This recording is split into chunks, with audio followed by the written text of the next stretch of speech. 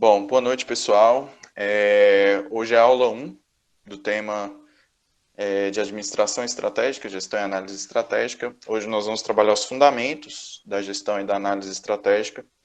E como base de referência, nós vamos usar os 3 livros, né? O livro do Barney, do Hesterling, o livro do Heath, do Ireland, do Hoskinson, e do livro de Whittington, né? Nós vamos estudar 2 capítulos do Whittington, e respectivamente, dos outros 2 livros. Né? Nós vamos estudar os fundamentos da teoria da análise estratégica nas organizações competitivas, tá bom? Primeira coisa que vocês precisam entender quando a gente está analisando a gestão estratégica como um todo, é que o fundamento da gestão estratégica ela não reside na capacidade da empresa de gerar lucro, mas sim a capacidade da empresa de ser competitiva. O lucro deriva de uma empresa que é capaz de atender bem o seu mercado de forma competitiva, garantindo assim um desempenho superior ao da concorrência.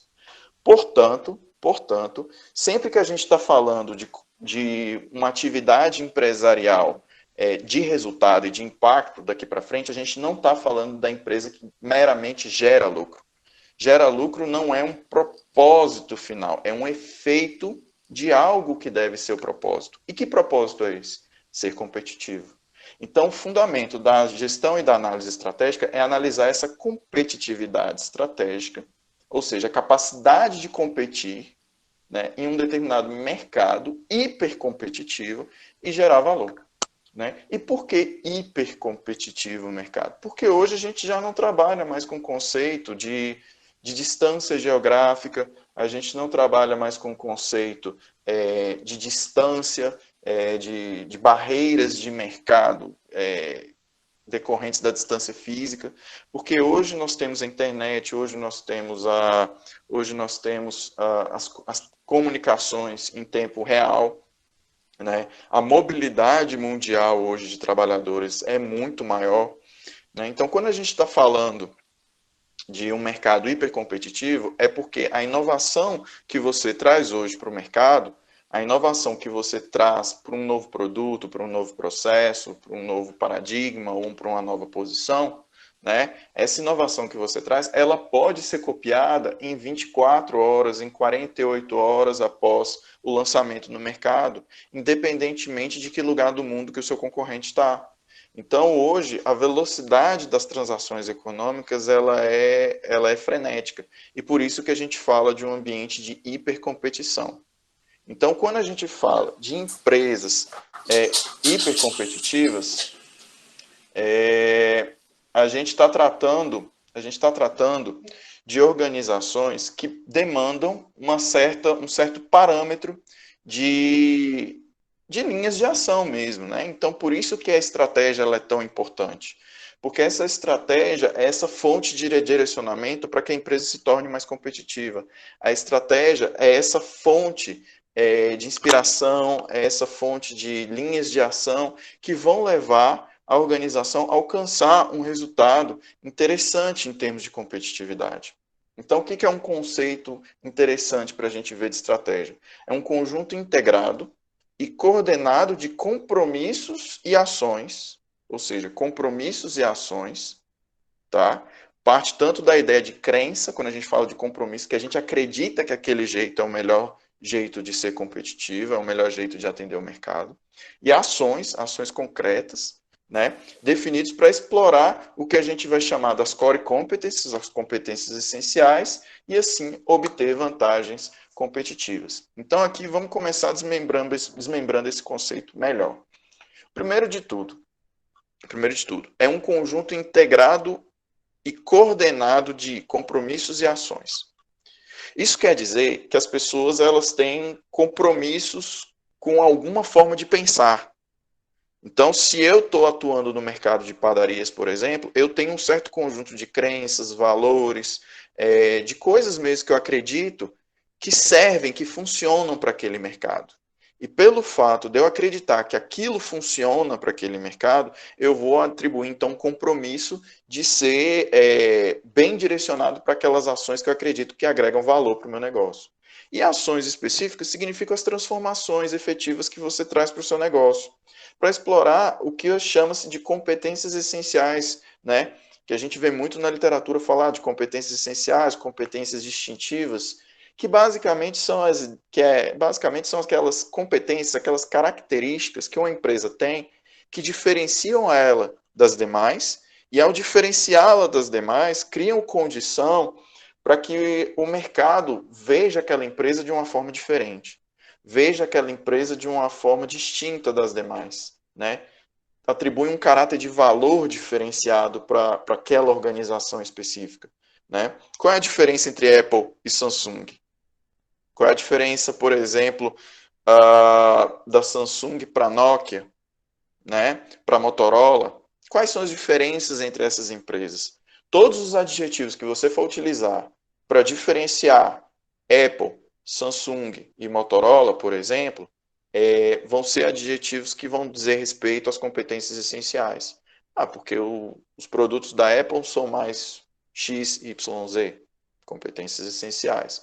Os produtos da Motorola atuam numa linha X, Y, Z, ou A, B, C, competências essenciais. Então, são aquelas competências, aquelas características que aquela empresa desenvolve especificamente para atuar naquele mercado, considerando o sucesso que aquilo traz para ela. E assim obter vantagens competitivas, né? Vantagem competitiva, a gente tem uma discussão muito forte dentro da literatura sobre o que é de fato a vantagem competitiva, porque para alguns autores, vantagem competitiva pode ser um significante vazio.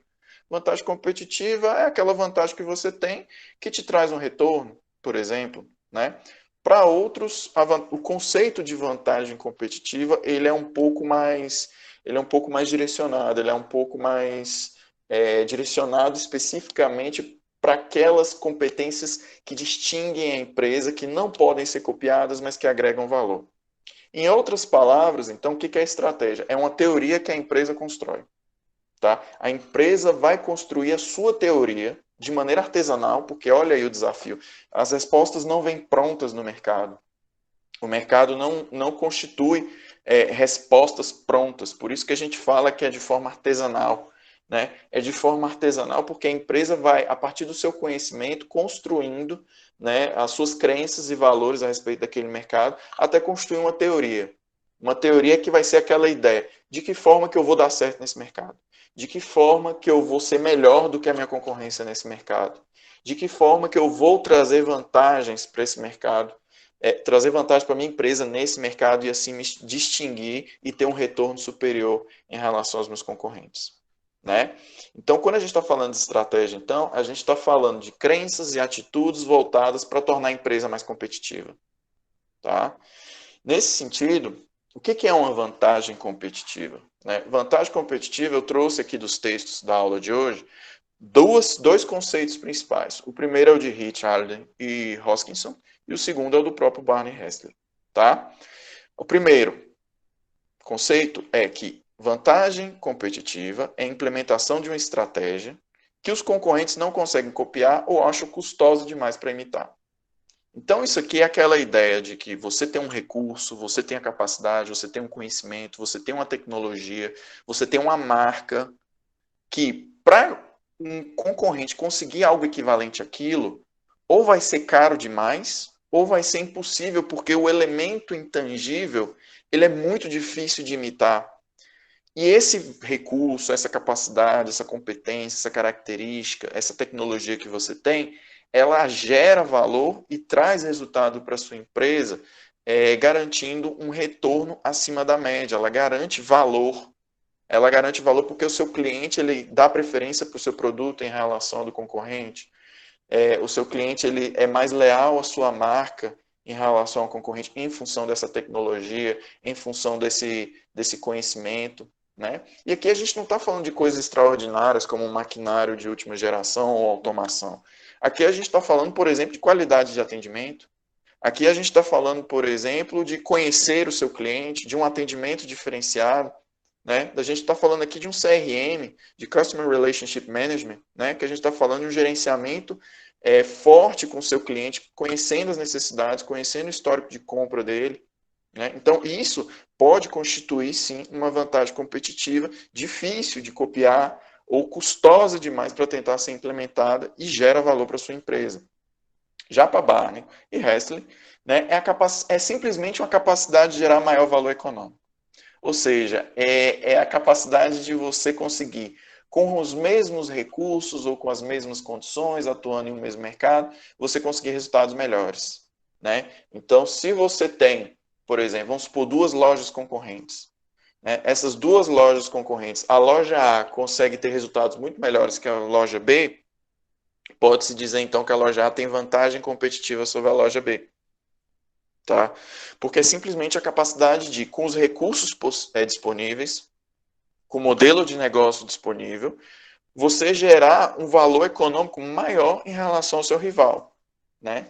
E por isso, a isso é você atribuído o fator de vantagem na competição. Então, observem, esse próprio conceito de vantagem competitiva, ele varia de acordo com a referência que você possui, né? Mas todas elas, via de regra, né, se você fosse tentar seguir uma lógica de senso comum, elas caminham no mesmo sentido, que é aquela vantagem que você tem em relação ao seu concorrente dentro daquele mercado, né? Ou seja, é o que te faz estar à frente do seu concorrente, é o que te faz estar diante de um cenário em que você consegue um resultado melhor do que o que você tem do seu concorrente. E é importante a gente entender que nenhuma vantagem competitiva ela é permanente. Por quê? Porque o mercado copia. Lembre-se de novo que a gente está num cenário de hipercompetição. O mercado copia. Uma vez que eu lancei uma nova tecnologia e essa tecnologia me fez economizar muito, ou eu criei uma nova forma de gerenciar clientes que está garantindo uma lealdade de consumidor muito forte, o mercado, ao ver que essas estratégias geram resultados, ele tende a copiar. Então, nenhuma estratégia adotada momentaneamente, ela consegue uma exclusividade ao longo do tempo. Portanto, nenhuma vantagem competitiva tende a ser perene. Você precisa o tempo todo reinventar o que te dá vantagem competitiva, renovar e inovar dentro do que você coloca como sua vantagem. Portanto, a primeira regra da competitividade do mercado é você não ficar parado. É você continuamente revisar o que está te trazendo vantagem e potencializar ainda mais. Para quê? Para gerar valor acima da média. Gerar valor acima da média, né, diz respeito a você trazer para os seus investidores, né, para os seus stakeholders, a gente vai ver daqui a pouco o conceito de stakeholder, né, você trazer para aqueles que acreditam no negócio, que investiram no negócio, retornos que superam o custo de oportunidade médio, ou retorno médio de um mercado. Quando a gente tem uma empresa, né, quando a gente tem empresa, a gente não precisa romantizar a empresa. Empresa é um investimento que tem dono, é a propriedade de alguém. Né? Via de regra, a gente vê muito discurso empresarial falando a empresa é um sistema, é uma comunidade, é uma sociedade. Não. O propósito jurídico da existência de uma empresa como atividade é o requisito de você ter um investidor, um dono, seja uma empresa familiar, seja um investidor único, seja um grupo de investidores, seja um SA, mas tem dono, certo? Um dono que põe o seu dinheiro, que investe esse dinheiro, e ao investir esse dinheiro ele quer retorno. E ele quer um retorno que seja maior do que o da renda fixa. Porque se a renda fixa, por exemplo, paga 10% ao ano e a empresa não consegue pagar isso, seria melhor colocar na renda fixa. Mas pelo fato de ele estar correndo risco de estar investindo naquele negócio, né, ele quer ser remunerado pelo risco dele. E pelo fato dele querer ser remunerado pelo risco dele, faz com que ele queira um valor superior a esse custo de oportunidade comum do mercado. Olha, eu estou colocando 500 mil, mas ao colocar 500 mil, não quero ser remunerado com 10%, eu quero ser remunerado com 18%, com 19%, com 20%, com 30%. É essa a remuneração que eu quero ter em função do risco que eu estou correndo. Né? Então, para a gente entender qual é a medida, né, de um retorno médio, para a gente entender qual é a medida do que é um retorno acima da média, a gente precisa entender o que é um risco que esse investidor está correndo. O risco é a incerteza desse investidor quanto às perdas ou os ganhos financeiros, né, que ele vai ter naquele determinado investimento. E isso é calculado sempre na administração financeira, né, a partir dos resultados contábeis da empresa, do ROA, do ROI, dos índices de liquidez, né, de alavancagem, né, da própria atividade, a rotatividade de produtos, né, a questão da liquidez seca, né. Então, assim, a gente vai ter uma série de elementos da análise financeira, normalmente na DRE, no balanço patrimonial, né, nas demonstrações financeiras, que vão mostrar para a gente a saúde financeira dessa empresa, né, e vão mostrar para a gente o quanto que ela é capaz de remunerar ou ela é capaz de compensar os investidores, né, pagando dividendos, né, distribuindo lucros, né, de forma a garantir uma remuneração àqueles que colocaram o seu dinheiro naquele investimento. Portanto, se a empresa tem dono, o dono quer ser pago pelo dinheiro que ele está colocando nessa empresa. Então, de certa forma, é dizer que quando um dono, pessoa física, cria uma pessoa jurídica, uma empresa, ele cria uma entidade que passa automaticamente a dever para ele. Eu estou criando uma entidade que passa automaticamente a dever para mim. Dever o quê? A remuneração pelo capital que eu estou investindo. Ok? E eu quero que esse resultado seja acima da média. Por quê? Porque em períodos de expansão e crescimento, da economia, se eu tenho uma eficiência operacional, um retorno acima da média muito interessante, o meu ganho vai ser muito maior do que os meus concorrentes. Contudo, em períodos de recessão, como que a gente está vivendo agora em tempos de pandemia, né, as empresas tendem a perder. Uma empresa que gera muito retorno acima da média, ela perde menos pelo fato dela ter mais eficiência operacional, dela ter mais eficácia, dela ter mais efetividade, né? Então, daí a importância de ser competitivo, fazer as coisas bem feitas, ter a capacidade de atender bem o seu cliente. Porque em tempos de expansão da economia, você ganha mais. Em tempos de recessão, de retração, você perde menos. Daí a importância fundamental do retorno ser acima da média. Porque se você tem retornos acima da média, significa que você está fazendo bem o seu trabalho. Tá? Então, o fundamento da estratégia competitiva, de você ser competitivo, significa que você tem que ter um processo, uma gestão de ações, de estratégias, de compromissos, de crenças, de valores, de aprendizagem dentro da organização, que garanta uma linha de ação que te faça chegar naquele objetivo fundamental da empresa. Que é o lucro? Não. Que é ser competitivo. O lucro deriva da competitividade. Tá? Então a gente não vai ficar falando só de lucro, lucro, lucro. A gente vai falar da competitividade do negócio.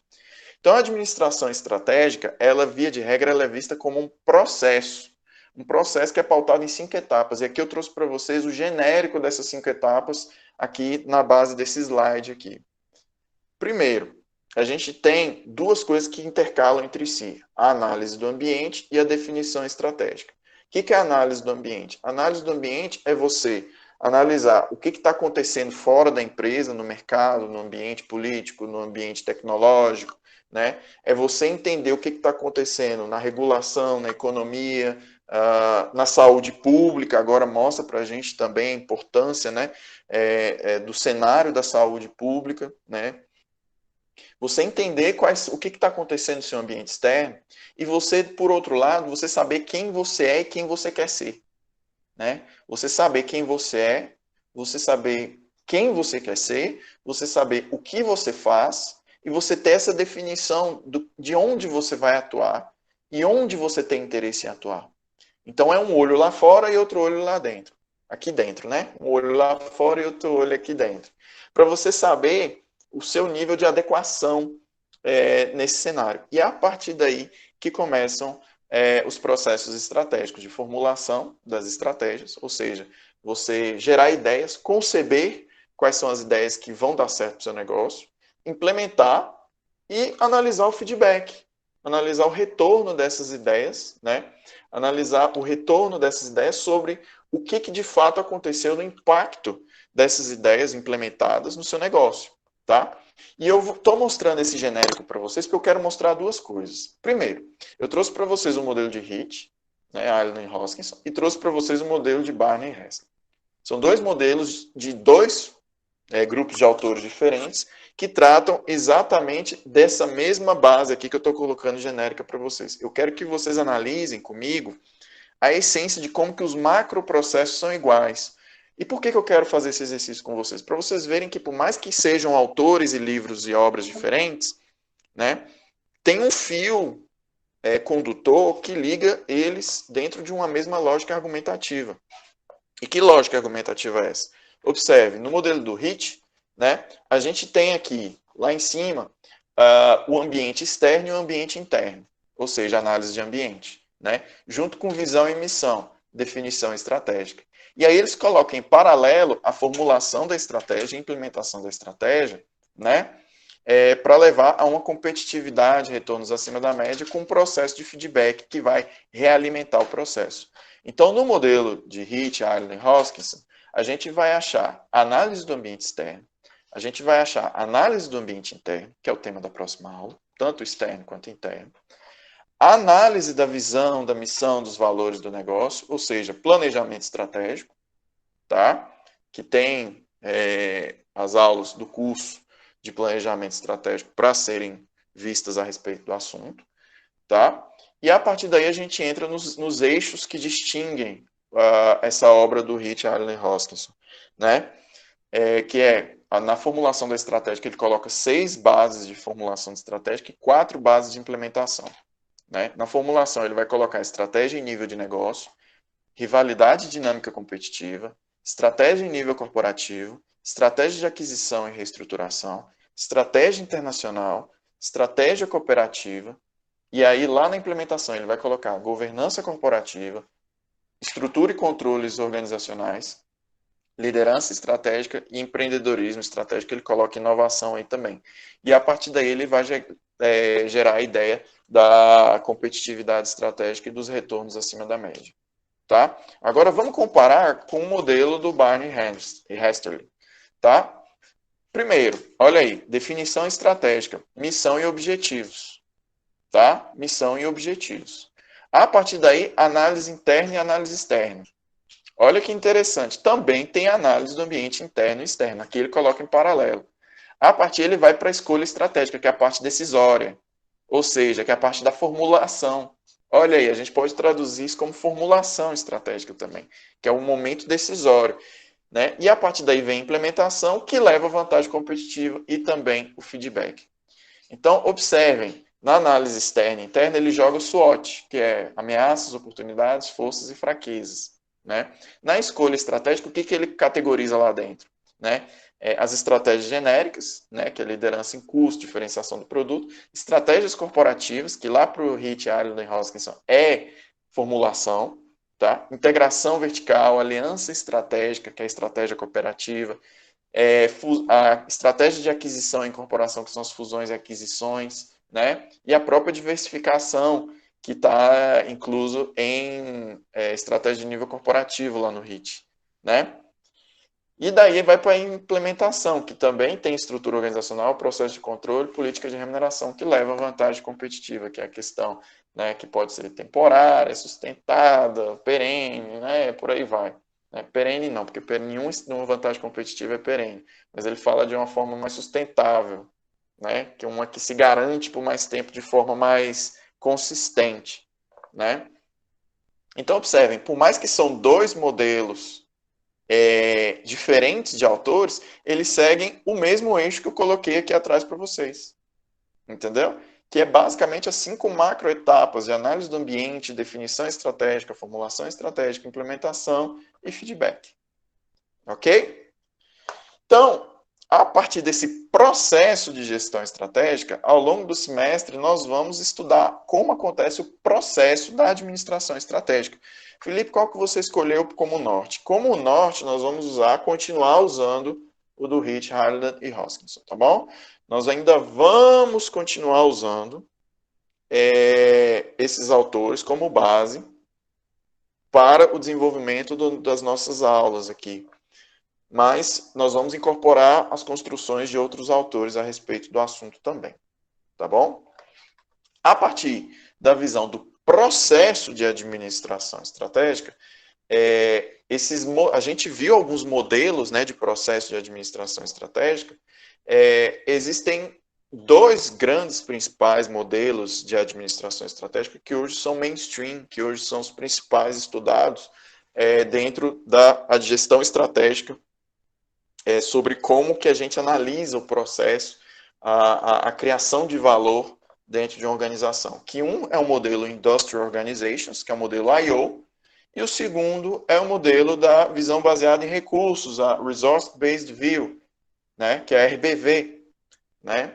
Então, primeiro, o modelo Industrial Organizations de retornos acima da média, eu trouxe para vocês, que é a forma mais clássica da gente analisar a gestão estratégica, que é basicamente o retorno daquele modelo principal que eu tinha colocado lá para vocês lá atrás, da gestão estratégica, que é, primeiro passo, né, desse modelo, estudar o ambiente externo, principalmente o ambiente da indústria, né? E aí você vai estudar o setor, né? Você vai estudar os concorrentes, você vai fazer a análise do ambiente externo com muita acurácia, você vai fazer a análise da atratividade do local, nós vamos ver isso na próxima aula. Nós vamos ver o diagrama das 5 ou 6 forças de Porter, né? Que são a questão dos concorrentes, dos fornecedores. Nós vamos ver a análise do macroambiente externo e do microambiente externo e também do ambiente interno, né? Mas você vai analisar com calma, a partir de pesquisas de mercado, a partir de estudos econométricos, a partir de bases de dados, né, governamentais ou privadas, sobre qual é o momento que o mercado está vivendo. Aqui a gente está falando de análises econômicas mesmo, a gente está falando de análise do perfil do seu consumidor, né, da satisfação do seu consumidor, é você monitorar o que está acontecendo no ambiente externo da sua empresa. Né? A partir daí você vai localizar esse setor, uma indústria com alto potencial de retornos, ou seja, você vai encontrar as oportunidades, né? Você vai ver que setor, que nicho de mercado, que ambiente de mercado para você é interessante você competir, né? Então você vai achar um determinado lugar dentro do mercado em que você consegue ocupar aquela demanda e com isso você ter um retorno atrativo, ou seja, você perceber que ali o lucro que você pode gerar, ele é interessante para o seu negócio. E a partir daí a gente vai para a terceira etapa, que é identificar a estratégia exigida por essa indústria. E aí entra aquela questão do compromisso que eu falei com vocês. Não existe estrategista de escritório, de gabinete. Todo bom estrategista, ele entende do negócio que ele está atuando. Então não adianta só você estudar gestão e análise estratégica para você ser um bom estrategista. Se você está no setor de panificadoras, por exemplo, padarias, panificadoras, né? Você tem que conhecer desse mercado. Você tem que conhecer dos hábitos de consumo, você tem que conhecer as tendências, as tecnologias, as técnicas, as formas de atendimento, né? Tem que conhecer de desenvolvimento de produto. Você tem que saber informações daquele setor. Inclusive, eu gosto de trazer esse exemplo. Se você trabalha no setor de seguros, por exemplo, você tem que conhecer muito do seu mercado.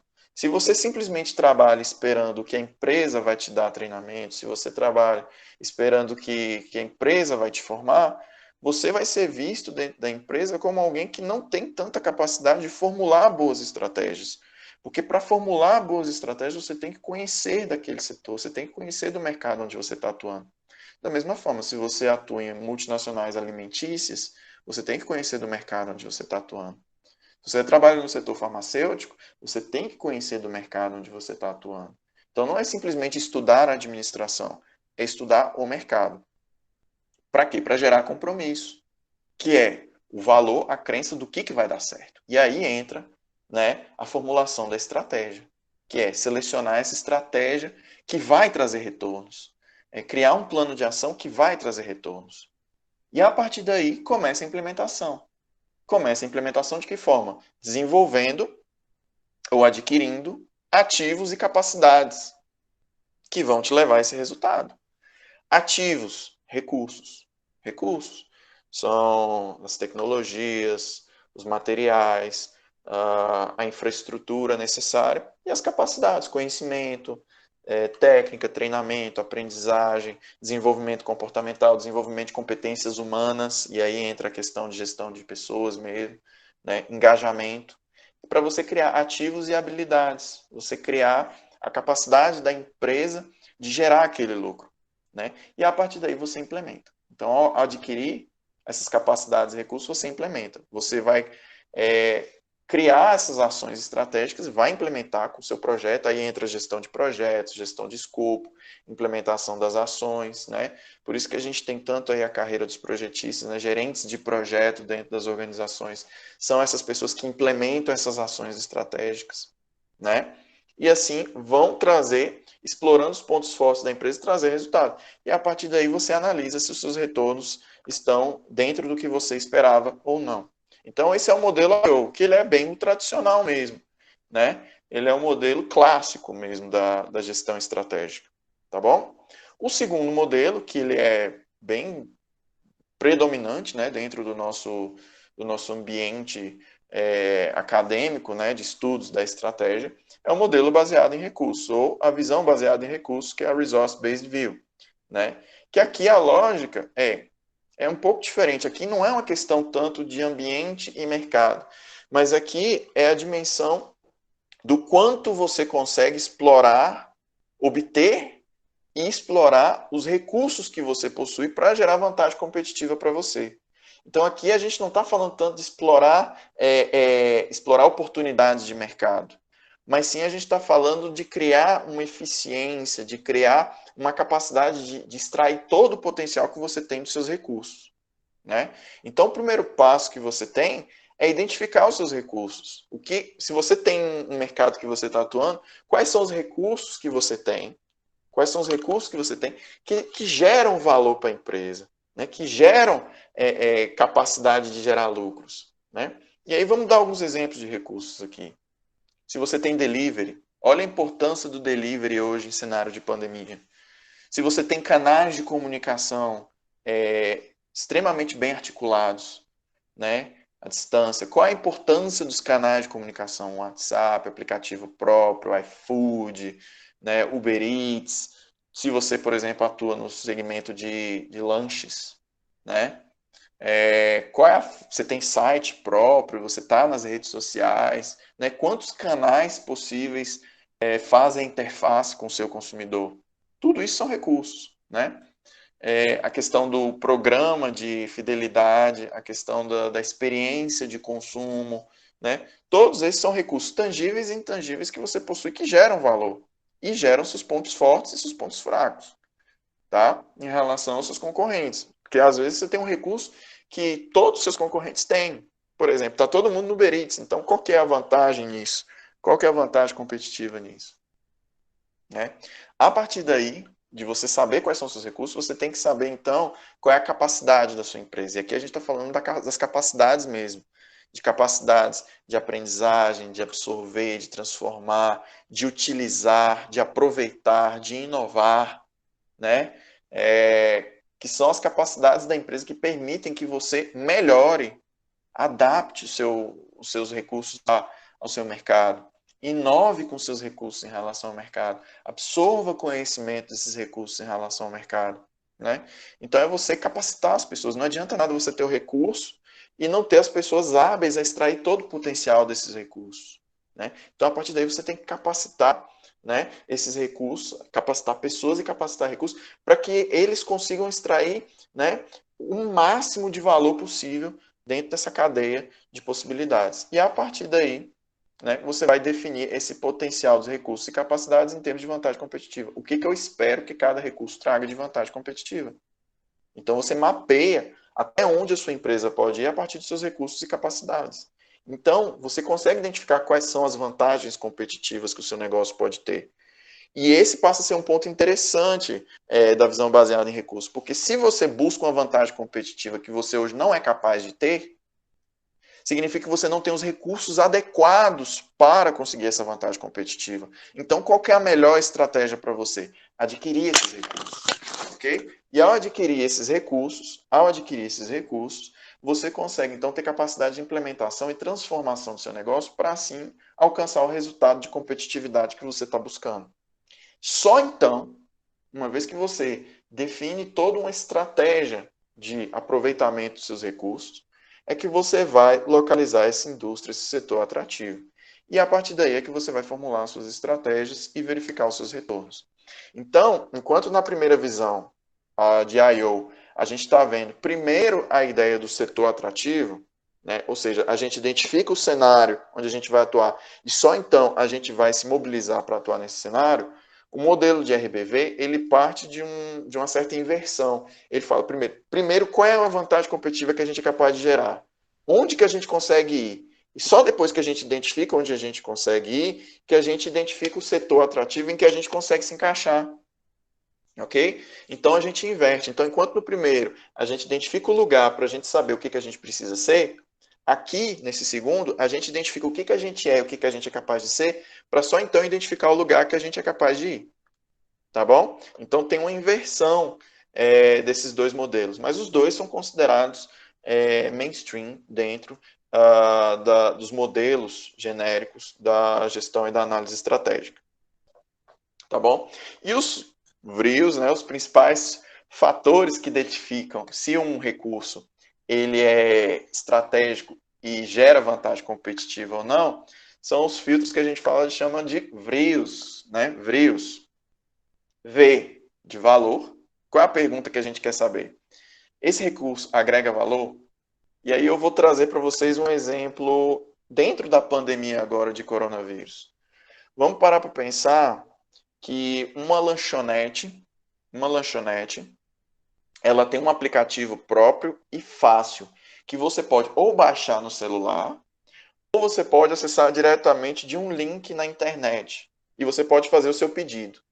E o seu pedido feito diretamente pelo aplicativo, ele sai 5 a 10% mais barato do que se você fizer no Uber Eats ou no iFood. Vamos supor que essa empresa de lanches é um caso real, tá, gente? É um caso real que eu estou dando aqui para vocês. Tem uma empresa que oferece lanches e ela tem um aplicativo que você pode ou baixar no celular ou você pode acessar na internet, mas ela também está tanto no iFood quanto no Uber Eats. Então ela divulga a promoção dela tanto no iFood quanto no Uber Eats, mas ela tem esse aplicativo próprio. E se você for no aplicativo próprio, você tem o plano de que a cada 10 lanches que você pede, você ganha um desconto de 50% no próximo lanche. E você, via de regra, ao fazer pedidos pelo aplicativo, você consegue um preço 10% mais barato do que no iFood ou no Uber Eats. Então essa empresa, ela pega cliente do iFood, pega cliente do Uber Eats e pega cliente do aplicativo dela. Então, ela cria uma certa fidelidade aos clientes que vão no aplicativo dela porque eles sentem que eles estão ganhando ao fazer, a fazer o pedido pelo aplicativo. Então, eu te pergunto, esse aplicativo próprio, agora a gente vai passar pelos filtros do VRIOS em relação a esse recurso. Tá? Esse recurso agrega valor? Ou seja, o cliente ele se sente melhor atendido por esse aplicativo? Se sim, ok, vamos para o próximo filtro. Esse recurso é fácil de adquirir? Para uma pequena, por exemplo, para uma lancheria pequena, talvez não seja fácil de adquirir. Vamos supor aqui que não é fácil, porque demanda investimento em sistemas de informação. Então não é fácil. É raro você achar muitas lanchonetes com aplicativo próprio. É raro. Vamos supor que seja. Então, a maioria dos concorrentes não tem esse recurso. A maioria dos concorrentes usam só Uber Eats e usa só iFood. Inimitabilidade. É fácil de imitar? Relativamente é fácil de imitar. Entendeu? Então, assim, peraí. Então, tem um potencial limitado aqui de gerar vantagem competitiva. Que enquanto os concorrentes não adotam, eu tenho vantagem competitiva. Mas, eventualmente, eles podem vir adotar, porque é fácil. Eu contrato a empresa de sistema de informação, talvez seja barato manter um sistema assim. A empresa tem organização para extrair todo o potencial, ela faz promoção, ela faz divulgação, ela consegue extrair todo o potencial desse aplicativo, ela tem capacidade de aproveitar todo o potencial que esse recurso tem. E por fim, esse é um recurso sustentável, usar o aplicativo prejudica o negócio da empresa? Todo recurso que você tiver tem que passar pelos 5 filtros do VRIOS. Se ele passa com sucesso, respondendo bem todas essas perguntas, ele é um recurso estratégico. Ele é um recurso que tem capacidade de gerar valor agregado e gerar vantagem competitiva para o seu negócio. Contudo, vai ter recursos, sim, que não vai responder bem todas as perguntas, todos os 5 filtros, mas ele vai responder 4, vai responder 3. Então, você vai ver quais são os recursos mais estratégicos e menos estratégicos que você tem para agregar valor para o seu negócio e gerar vantagem competitiva. Então, esses filtros, eles servem para quê? Para aquela primeira etapa da visão baseada em recursos, que é verificar quais recursos que são os seus pontos fortes e quais recursos que não geram pontos fortes, talvez sejam até pontos fracos. Né? É você mapear quais são os recursos fundamentais que geram valor e vantagem, que geram competitividade para o seu negócio. Tá? Então, esses filtros são a base, o fundamento para a geração de valor, né, e vantagem competitiva nos seus recursos. Ok? Até aqui, avançando. Né?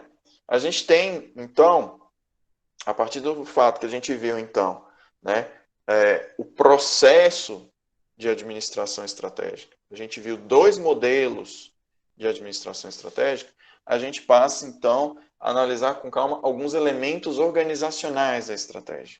Né? Ou seja, elementos intra-organizacionais que são fundamentais e que constituem a base, né, do que é a gestão estratégica dentro da empresa. Né? E quais são eles? 3 principais elementos. Né? A visão, a missão e os stakeholders. Ou seja, o que constitui a estratégia? A gente fica conversando como se fosse uma coisa muito abstrata, né, dentro do campo estratégico, mas o que constitui as pessoas são as ideias e as pessoas. O que constitui a estratégia, então, ó, repetindo, são as ideias e as pessoas. A capacidade de gerar ideias, né, e as relações entre as pessoas que vão constituir essas bases de negociações, né, e transações dentro de um negócio. Né? Então, uma visão adequada do negócio, uma identificação adequada do negócio, uma missão bem delimitada do negócio e um bom gerenciamento de stakeholders constituem os 3 pilares essenciais da formulação de uma boa estratégia dentro de uma dinâmica organizacional. Né? Então, todas as vezes que a gente for falar de um bom direcionamento estratégico para a competitividade dentro da organização, é porque a empresa está bem direcionada para ser competitiva. Uma empresa que coloca a visão de ser a mais lucrativa, né, ela perde pelo caráter dela estar com um direcionamento que não agrega para ela. Ah, eu quero ser a que mais lucra. Isso não deveria ser a visão. A visão da empresa é ser a melhor em algo. Ser a melhor em alguma característica. Ser a melhor em algum aspecto. E isso sim gera lucro para a empresa. Entende? Então, ter uma visão da competitividade do negócio.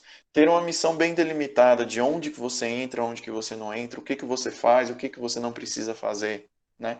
E um bom gerenciamento de stakeholders, das pessoas, cada um sabendo qual é seu papel, cada um sabendo o que deve fazer, cada um se sentindo estimulado a fazer o que deve fazer, isso gera a base de uma boa gestão estratégica.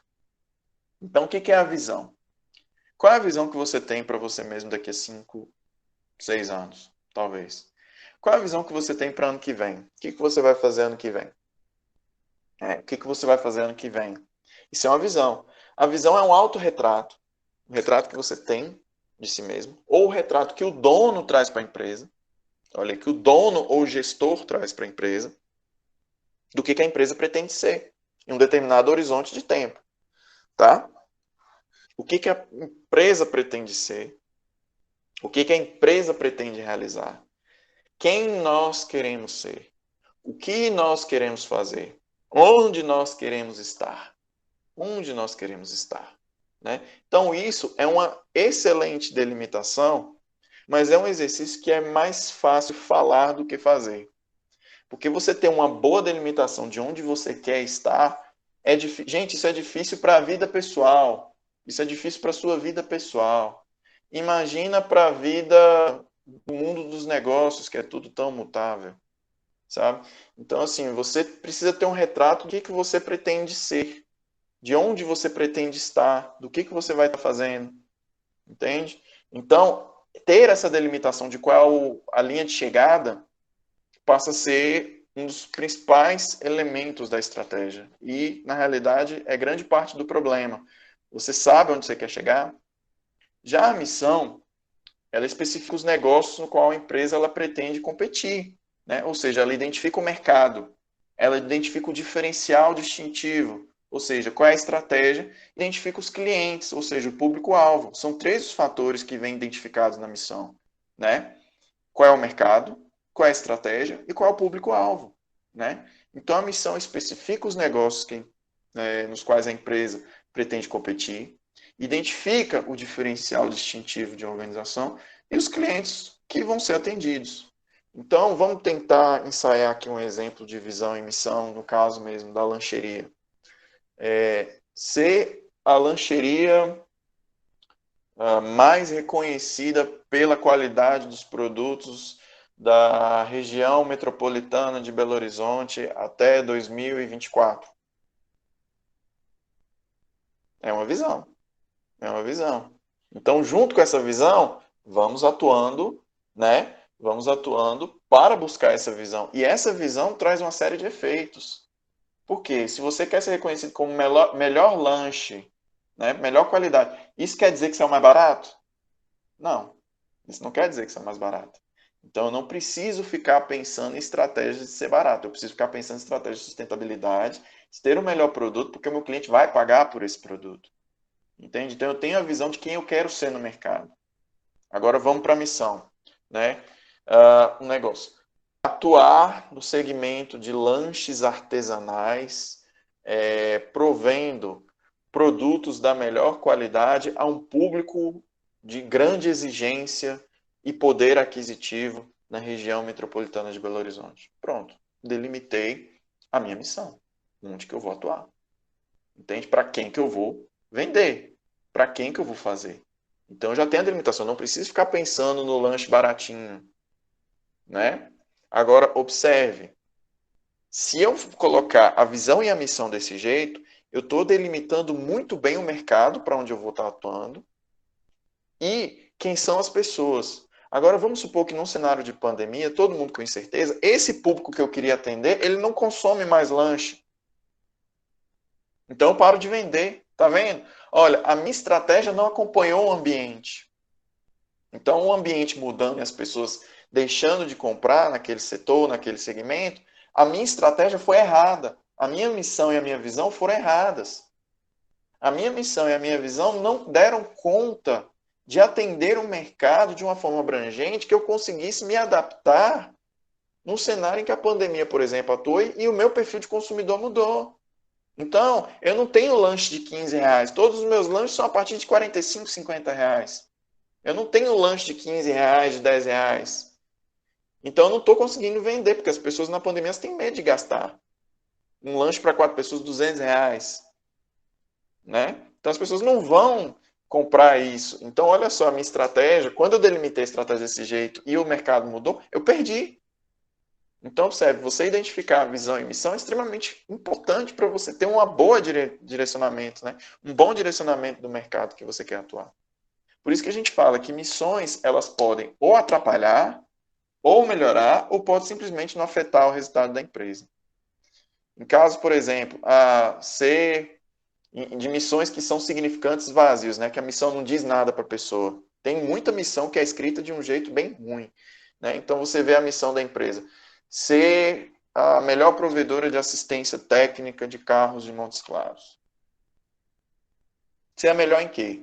Ser a melhor em tempo de atendimento, ser a melhor em tempo de ser a melhor em termos de qualidade, ser a melhor em termos de velocidade, de qualidade de atendimento, de preço. Ser melhor não diz nada. É um significante vazio. Então tá lá, diz que existe, mas não funciona. Não dá para as pessoas um senso de propósito, de direcionamento, né? E missões podem atrapalhar também o resultado.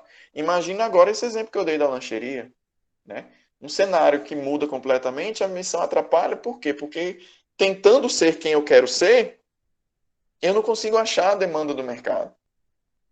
Já uma missão muito bem construída, que tem um direcionamento adequado, ela não só agrega, mas ela traz consistência para a cabeça das pessoas. Ela traz consistência e resultado. Por quê? Porque as pessoas sabem exatamente o que elas precisam fazer, né? E a partir daí os stakeholders conseguem se programar, conseguem ter clareza do que precisa ser feito para trazer resultado para o negócio. Quem são esses stakeholders? Né? Stakeholders são todas aquelas pessoas que são ou influenciadas ou influenciam aquela organização e aquele negócio. Né? Então, os stakeholders afetam e são afetados pelos resultados estratégicos, ou seja, são todos aqueles interessados. Né? Stakeholder não é a mesma coisa de stockholder. Stockholders são os acionistas, stakeholders são todas as populações em geral.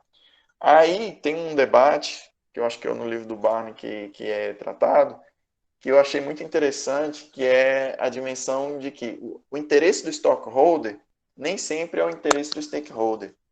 Porque o acionista ele quer o maior lucro, não é? Se ele sempre quer o maior lucro, ele quer garantir que a receita é muito maior do que o gasto. E o stakeholder trabalhador, por exemplo, ele quer ganhar mais, então ele quer que aumente o gasto da empresa, mesmo que isso signifique perda de lucro. Então, nem sempre stakeholders eles chegam num consenso em relação aos interesses da empresa. Então, stockholders, por exemplo, acionistas, né, muitos se questionam se o interesse dos acionistas é o interesse do resto dos stakeholders. Porque, por exemplo, imagina o fornecedor. O fornecedor quer receber mais pelo produto dele. Né? O cliente quer pagar menos. Né? O trabalhador quer receber mais. Né? E o stockholder, que é o acionista, ele está querendo de todos receber a maior lucratividade. Então, existem conflitos e impasses entre os stakeholders. Tá? Então, todos os stakeholders são aqueles agentes envolvidos no negócio. Então, quem são esses stakeholders? São três grandes categorias de stakeholders. Né? Primeiro são os stakeholders do mercado de capitais, né?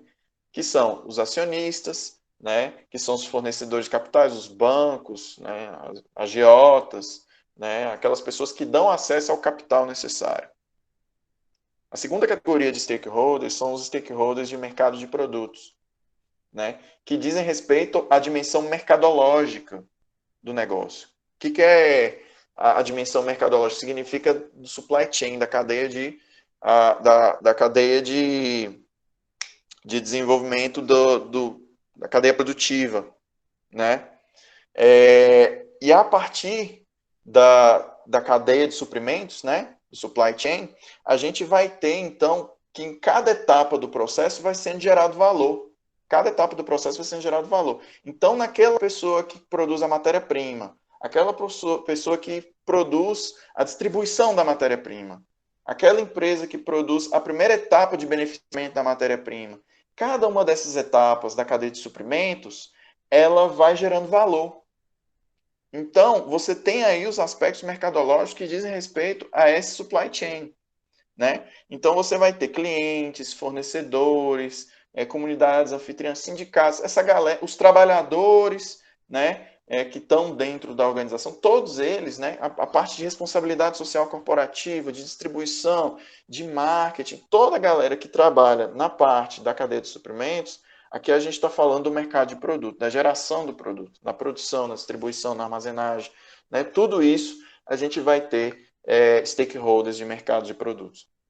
E a terceira categoria são os stakeholders organizacionais, que é a dimensão mais intra-organizacional existente dentro daquela unidade organizacional, que são os gerentes, os empregados, aquelas pessoas que vão lá todos os dias e transformam. Então, aqui, os stakeholders organizacionais, a gente está falando de pessoas mesmo, que a gente não está falando só de fornecedores, de empresas, a gente está falando de pessoas. A gente está falando de agentes com interesses e rotinas dentro da organização que transformam o produto, que geram um processo produtivo interno e criam, assim, o valor organizacional. Tá? Então, esses são os stakeholders. Ok? Os três tipos principais de stakeholders. Bom, então até então, o que a gente já viu? A gente já viu o processo de gestão e análise estratégica, a gente viu modelos, né? E a gente viu fatores organizacionais. Então, esses são a essência dos fundamentos do que é a gestão estratégica dentro da empresa. Tá? Agora, o que a gente vai analisar é um modelo específico do Winchton, né, em que ele vai trazer para a gente outras abordagens da estratégia, porque essa que a gente viu é uma abordagem clássica. É a abordagem tradicional da estratégia.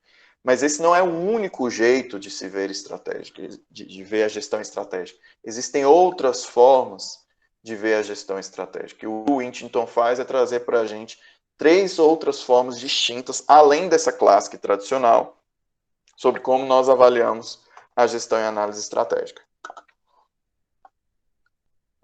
Além da visão tradicional, a clássica, que está aí no seu canto superior esquerdo, né, desses 4 quadrantes, né, a gente tem as abordagens evolucionária, processual e sistêmica. Para entender essas abordagens, né, essa tipologia de abordagens trazida pelo Winton, a gente precisa entender que nem todas as organizações elas são lineares, elas trabalham com a mesma ideia, com o mesmo tipo de pensamento. As organizações elas variam em relação aos seus tipos de objetivos perseguidos e variam também em relação à sua forma de atuar no mercado, né? Então, nenhuma empresa pode dizer que ela é universal, que o jeito dela de agir é universal. Não, cada empresa tem suas rotinas, tem suas formas de enxergar os problemas, tem suas formas de buscar os resultados, né? Então, ele pensou nesses 4 quadrantes aí a partir de determinadas características organizacionais. Então, no eixo X, que é o eixo horizontal, a gente tem os processos de gestão. Nesses processos de gestão, nós temos 2 formas de pensar os processos de gestão. A primeira forma é o processo deliberado. O que é o deliberado? É aquele que tem um planejamento prévio e um acompanhamento a posteriori. Ou seja, você vai fazer a ação, você vai fazer a ação, primeiro planejando a ação e em seguida acompanhando a execução dessa ação, fazendo as correções. Já a estratégia emergente, a estratégia de processos emergentes, significa que a empresa começa a atuar, não necessariamente com aquele planejamento todo desenvolvido, mas o foco da produção da estratégia, ela é responsiva. E o que isso quer dizer? Mais importante do que ficar concebendo como é que vai ser e planejando, é importante saber responder o problema que a gente não pensou. Então, aqui, enquanto que no processo deliberado a gente está pensando na capacidade de planejamento, no processo emergente a gente está pensando na capacidade da resposta para aquilo que a gente não conseguiu planejar ou não pensou, que é o que a gente vai chamar de processo emergente de estratégia, ou estratégias emergentes, ou que o Mintzberg chama de strategizing. Ok? Então, existem 2 formas de executar o processo de administração estratégica. Tá? Agora, em relação aos resultados, a gente tem 2 pressupostos possíveis de você pensar. O primeiro é: lucros conseguem ser maximizados.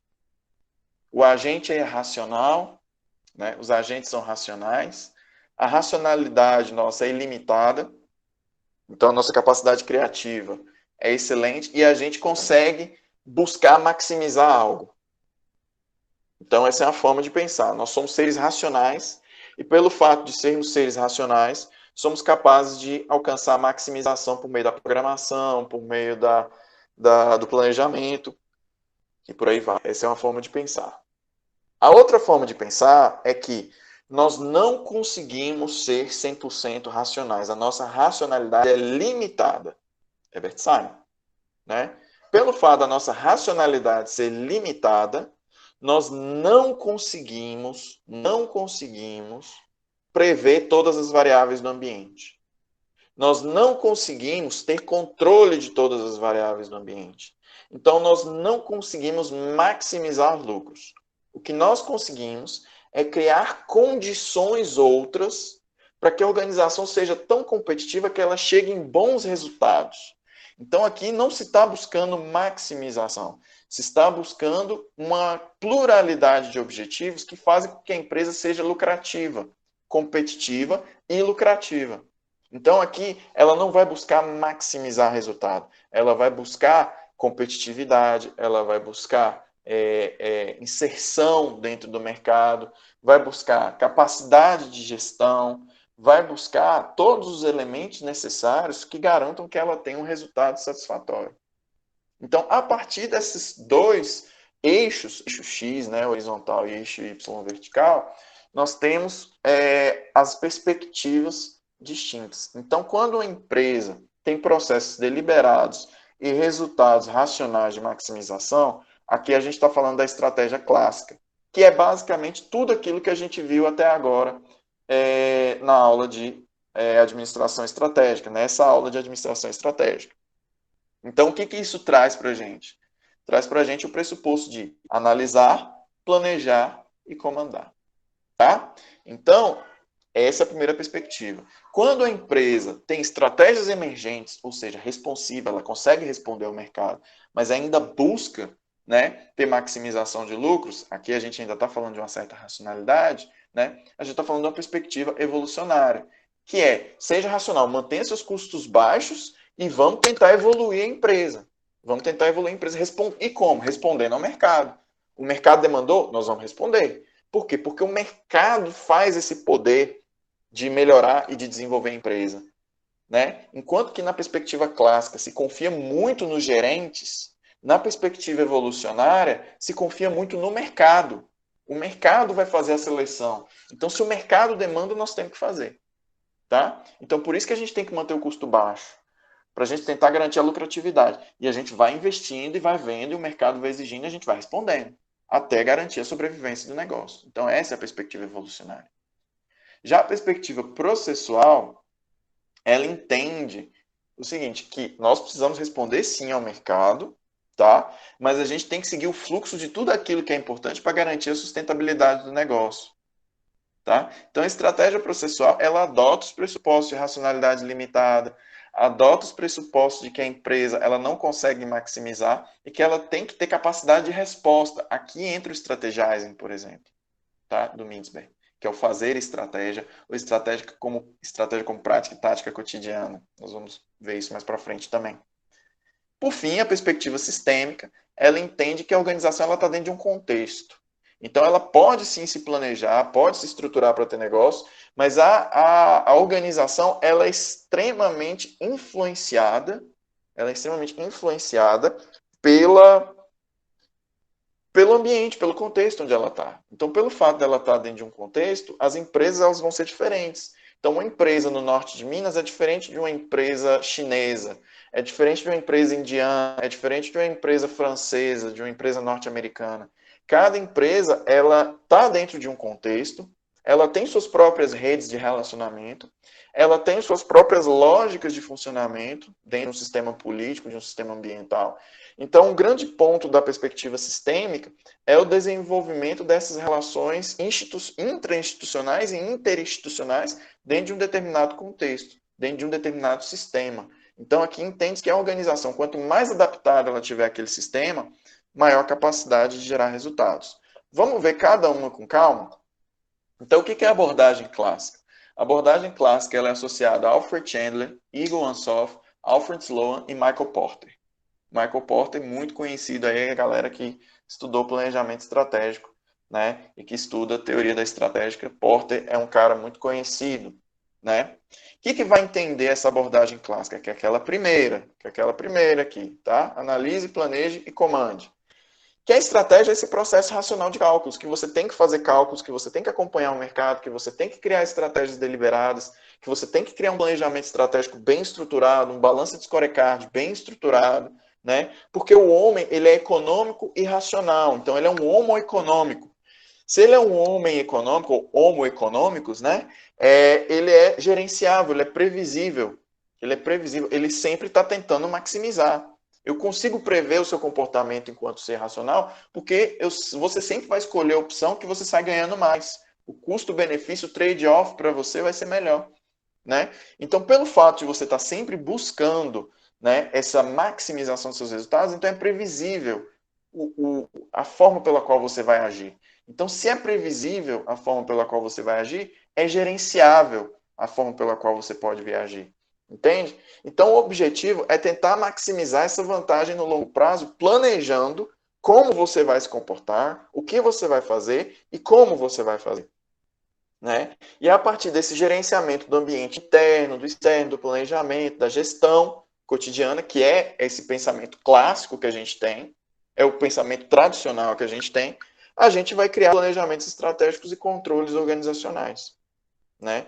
E a partir daí a gente vai ter muitos planejamentos top-down mesmo, feitos de nível de gerência, de diretoria, para as bases operacionais da organização, sempre por hierarquia de comando, né? Então a hierarquia ela é fundamental, né? E a ordem do general é a base da estratégia, né? Então é a capacidade do estrategista de gerar planos e esses planos serem seguidos. Por isso que a gente vê que estratégia, né, deriva do estrategos, que é a arte do general, né? Então, essa visão da estratégia como algo do general, ela é muito forte na abordagem clássica, que é a tradicional. Mas, para além da abordagem clássica, a gente tem a abordagem evolucionária.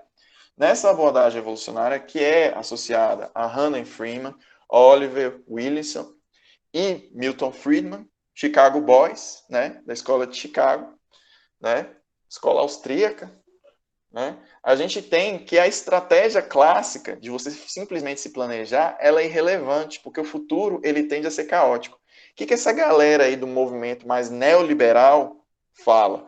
Que não existe força maior na sociedade que o mercado. O mercado, ele define tudo.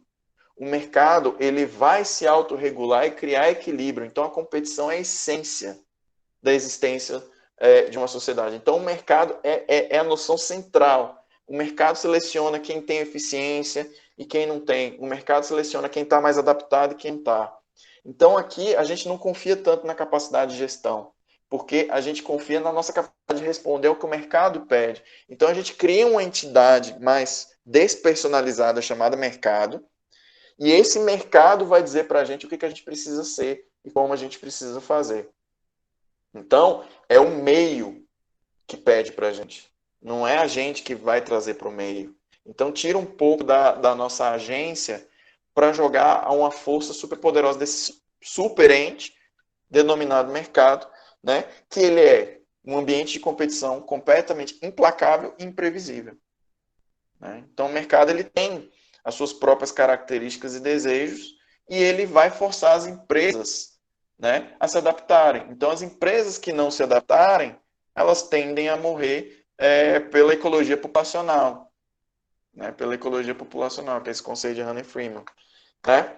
Então, esse conceito de ecologia populacional, né, da sobrevivência darwiniana das empresas e dos negócios, né, parte do pressuposto que as empresas são triadas. Então, nem sempre é interessante você ficar planejando tudo a longo prazo. O ideal é que você sempre tenha uma eficiência operacional e você vá testando.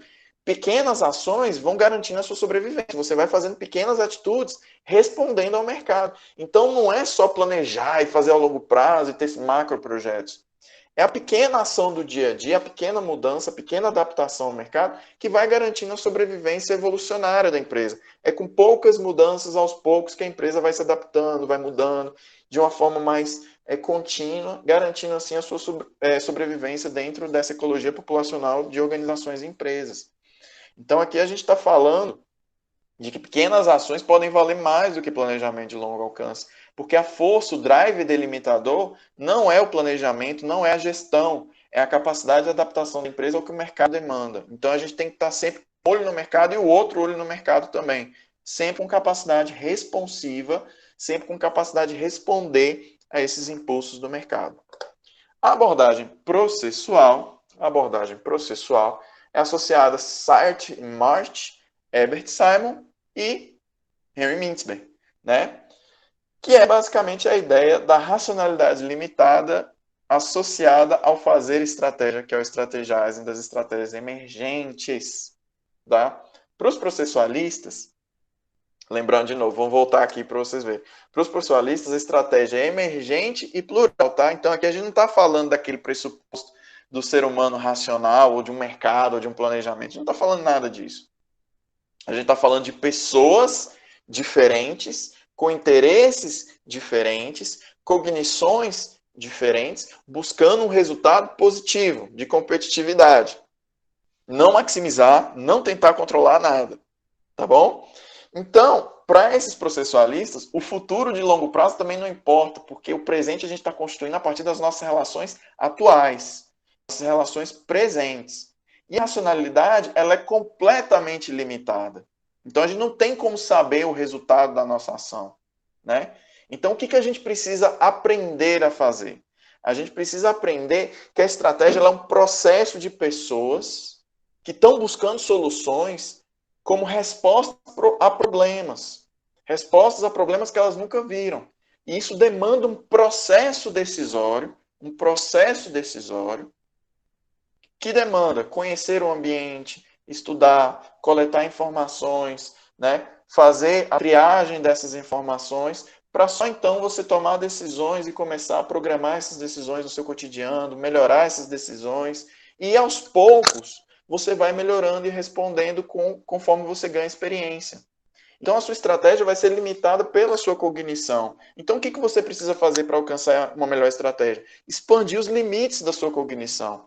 Isso você faz por meio da aprendizagem, do compromisso, né? Do envolvimento. Ou seja, é a da sua capacidade de você ir melhorando com o tempo e aprendendo no processo de forma incremental, né?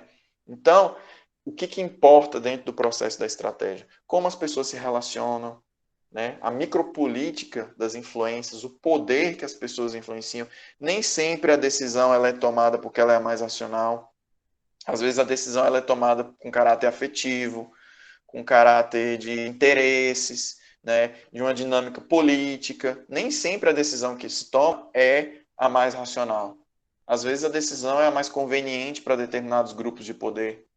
Entende? Então aqui a gente está falando de que não existe a maximização. Existem relações humanas e pessoas que aprendem e vão melhorando a sua capacidade de decidir, a sua capacidade de gerar estratégias, conforme elas vão crescendo dessa forma incremental, aos poucos, a partir da sua aprendizagem e do seu,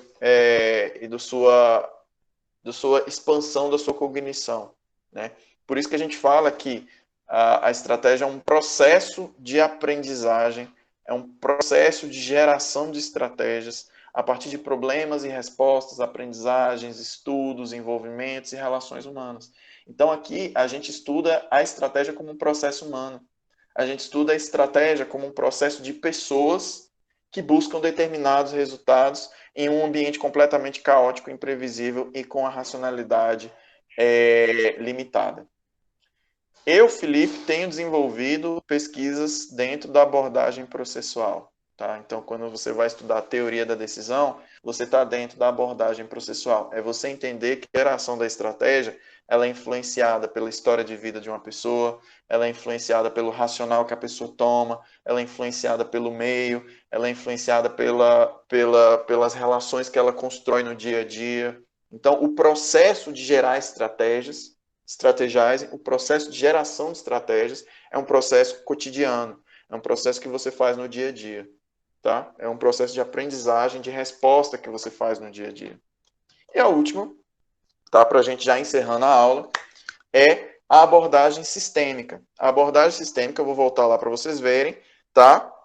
É a abordagem que também é plural, mas aí ela é de processo deliberado. A abordagem sistêmica entende que a empresa ela está dentro de um contexto.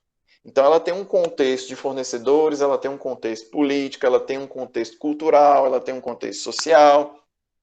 E a empresa, ela vai criando redes de contatos, vai criando redes de relacionamentos dentro desse sistema, vai criando clusters, vai criando arranjos produtivos locais, vai criando convênios, acordos, relações pessoais entre os indivíduos, vai criando-se uma rede, né? E dentro dessas redes, criam-se sistemas de trocas, né? Que vão gerar determinados resultados acima da média. Então, não é só importante saber gerenciar, mas é importante entender que a organização ela é limitada pelo meio também.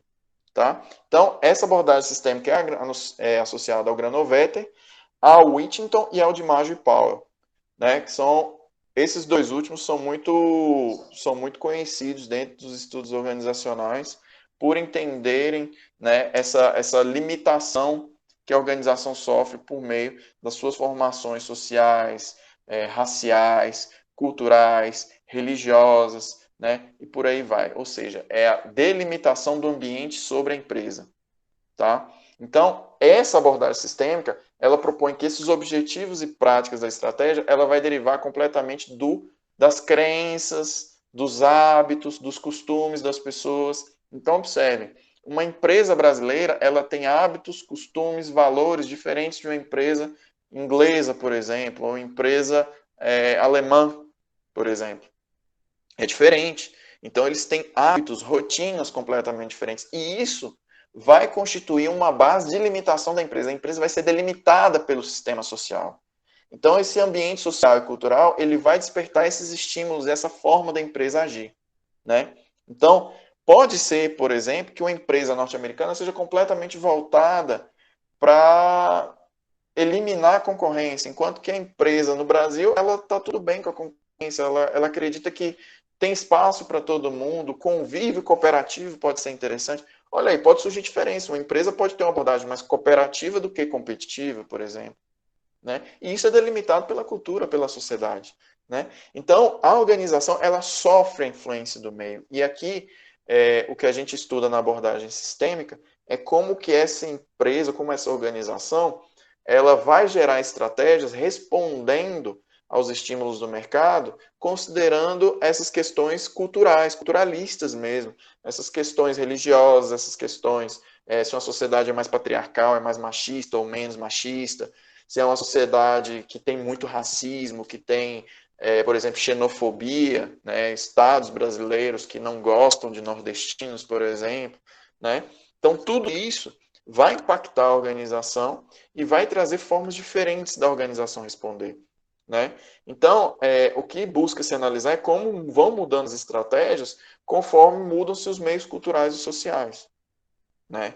Então, aqui a gente analisa as práticas de poder, a gente analisa como que as pessoas se relacionam, quais são as práticas, os hábitos, né? Como que elas criam alianças entre si, como elas criam inimizades, ou como que uma empresa vai conseguir construir um ambiente coeso ali de trabalhos, né?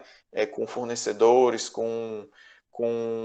por exemplo, prestadores de serviço, né? Então, a gente está sempre analisando a influência dessas normas de conduta na organização. Então, a gente não tem que falar de universalização do sistema de empresa. O que a gente fala é simplesmente que as organizações, elas derivam do meio também. Então, não dá para falar de uma organização única, uma forma única de fazer estratégia que pode ser adotada por todos. Então, por exemplo, quando a gente vê esse movimento forte, né, de just in time, né, de adotar modelos japoneses no Brasil, a gente pode analisar de que forma empresas brasileiras elas resistem a esses sistemas japoneses, porque não faz parte da nossa cultura. Alguns dos pressupostos japoneses, por exemplo, alguns pressupostos culturais japoneses, né? Ou como outras empresas resistem a modelos de gestão importados de outros países, né? Será que existe algum jeito brasileiro de fazer gestão? Será que existe algum jeito norte-mineiro de fazer gestão? Então a gente não universaliza na perspectiva sistêmica. Só para lembrar para vocês as quatro, tá? A gente tem a perspectiva clássica, analise, planeje e comande.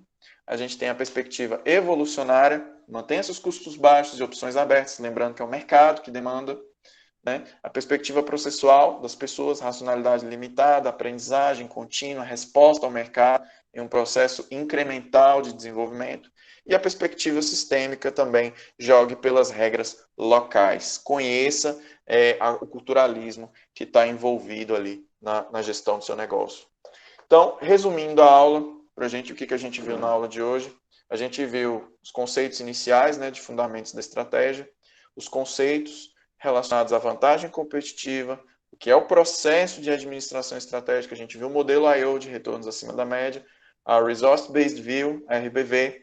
A gente viu visão, missão e stakeholders como elementos organizacionais da estratégia. E a gente viu as quatro abordagens que o Wintington traz, que é a abordagem clássica da estratégia, evolucionária, processual e sistêmica. Aqui eu encerro o conteúdo,